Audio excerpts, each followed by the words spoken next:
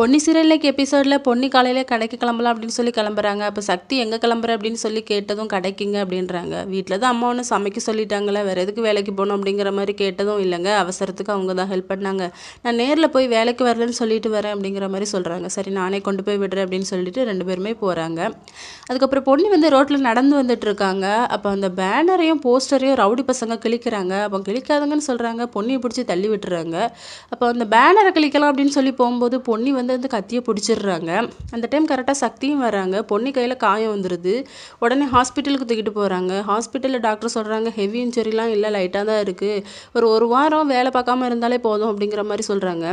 சக்தி உனக்கு எதுக்கு இந்த தேவையில்லாத வேலை அப்படின்னு சொல்லிட்டு பொன்னியை திட்டுறாங்க.